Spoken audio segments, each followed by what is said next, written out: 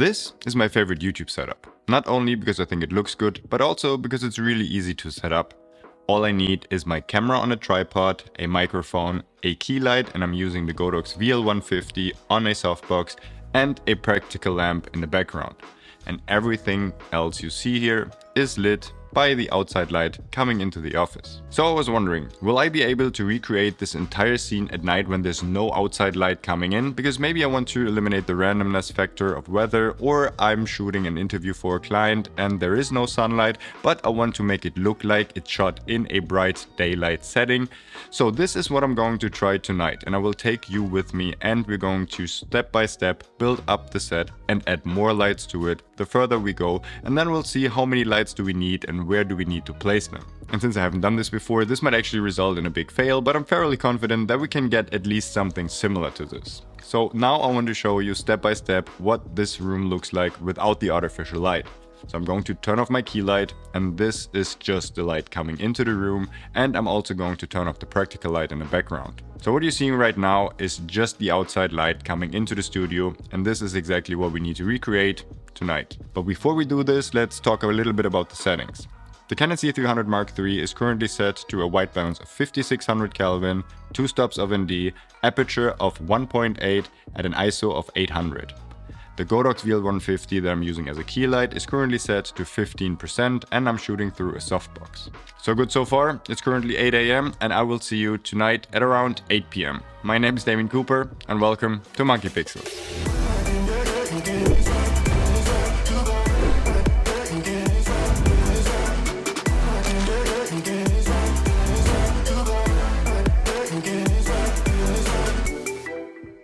Alright, we're back. Now it's 9 PM, it's pitch dark outside, and as you can see, we are only lighting myself with these two lights, and they don't do much. So now we can see how much light we actually need to introduce into this room to make it look like this office is shot in daylight. And I think that we're going to start with the lights in the background, so let's go there. Okay, so step number one is to illuminate the background, and this is where the light naturally comes in, so we need to introduce a couple of lights in here. And obviously this is quite tough because we don't have a lot of space, and we obviously don't want to see the lights in the background, so we're using flex lights, and we're using our Falcon Eyes TX24 or something. And my idea is to tape 2 of these in the corners. One, because this is where the light is hitting the background, and one just for the general area.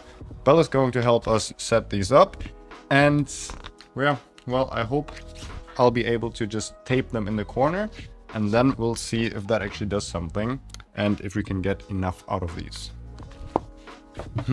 Okay, so one idea would be to just kind of tape it to the window, and I think that could work. Might not. Okay, and then we turn that light on and see what happens. Having people to work for you, I just realized I can't remember the last time I set up a light. Okay. Okay, careful. I'm turning on the light. Bam. Let's put it to 5600. And let's put it to 100%. It's currently on 25% and see what happens. That is a lot of light. So that might actually be sufficient. So let's see what that actually looks like. Okay, and we're back, and that is with just the light in the background, and I'm actually surprised at how bright that actually is. And that actually looks a lot like sunlight, so I'm really surprised. So now let's add our key light to it. Here we are. And then let's add our practical light. So turn on Hollywood lamp.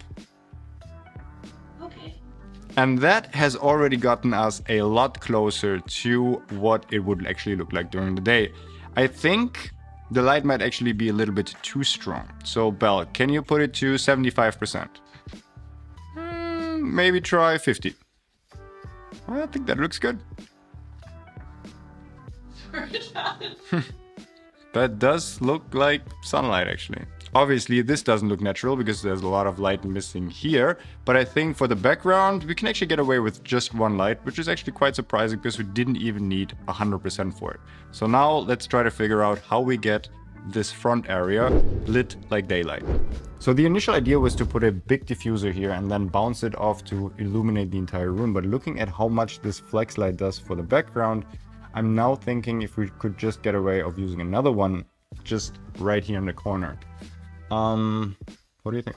Let's just tape another one there and put it on 20%. I think the angle isn't right though, because if we tape this one here, we should put it on that side. Lose that light, because in the background it doesn't really make that big of a difference because through the bounce we're illuminating the area, but here I think we need a more side light as we do have in our original shot, which I'm going to overlay right now. To illuminate this area, I don't think we can get away with just another flex light because it's too close to where I'm sitting, so it's too harsh of a light source. So I want it a little bit more soft. We don't have a lot of space here to put in big softbox or even shoot it through a big diffusion, so we're going to bounce it off one. And for this, we're using our newest light former. And we haven't tested this too much yet, and there will be a full review on the channel. But this is the Intelitech Fast Frame, and I think this is perfect for what we're trying to do now.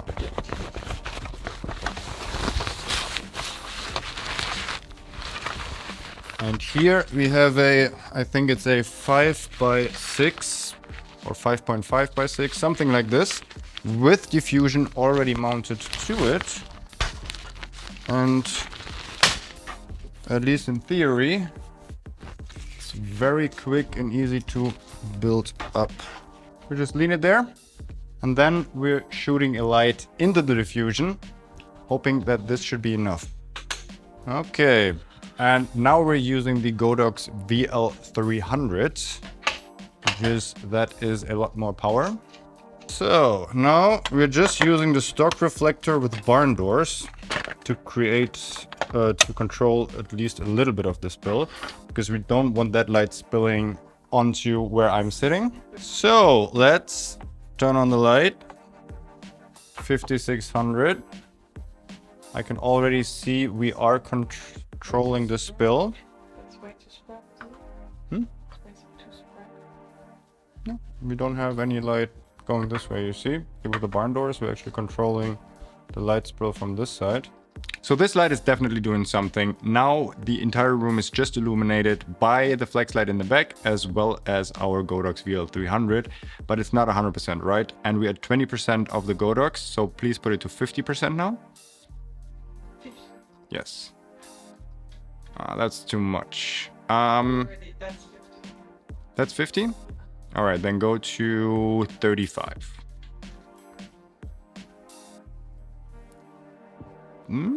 That doesn't look too bad, because what we wanted to achieve is that we wanted to have a little bit of light spill on our couch as well as on the right side of my face, and I think we achieved this one. So this actually looks quite decent. So let's turn on our Keylight, which I think I've moved a little.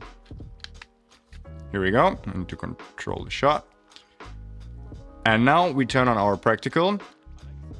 Turn on Hollywood lamp. Okay. And honestly, looking at the small monitor right here, this looks pretty much like a daylight setting, and I'm really surprised because I was fully prepared to bring out 6, 7 lights, tape them under the ceiling, bounce them off everywhere. But just with 2 lights, I feel like we really achieved something here. I do feel with this build, this might actually be almost a little bit too much. So let's turn it down to maybe 15%. And just looking at the monitor, it actually looks quite good. So maybe here, this area is a little bit too dark. So maybe we can just, for the sake of adding more lights, introduce a little bit more light in this corner. But looking at the monitor right now, I'm actually way surprised at how easily we were able to turn this into a daylight setting. So just to make it perfect, we want to introduce a little bit more fill, because this is really one-sided, but if it was natural daylight, the whole room would be a little brighter here. So it would actually spill off that wall onto the couch again. So we can't see that right now. So we're introducing another light and bouncing this off the wall. So now we added another light and we just bounced it off the ceiling because, as I already stated, I think that daylight would reflect off this wall a little bit more to fill in the shadow side when I'm sitting on a couch. So let's see what that result looks like. Okay, Belle, can you turn off the light that we just added so that we can see a before and after?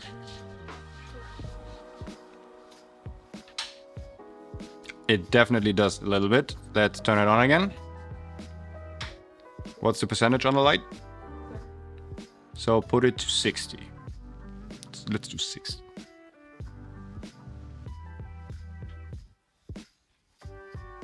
Let's do 100. It didn't change much. It didn't change much. Oh yeah, it does. Yeah. Now we have filled in the shadow side. I think we do have a little bit more. Can you turn it off and on again? Oof. Okay, it's doing a lot. Turn it on again. But It does too much.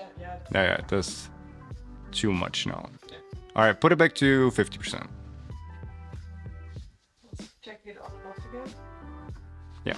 That's on. I think I have... Let's do 25% again. I think I want the shadow side. It's filling in a little bit too much.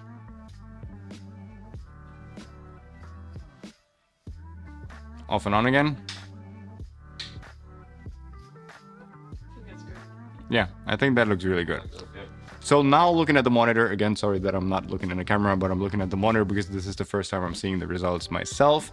That looks really good. I have to look at it on the computer, but so far I'm really satisfied with the results. So what we obviously need to do now is we power down everything and then we switch on every light step by step and then we see what every light does. Okay, everything is turned off, as you can see, or not see. So we start with the light in the background.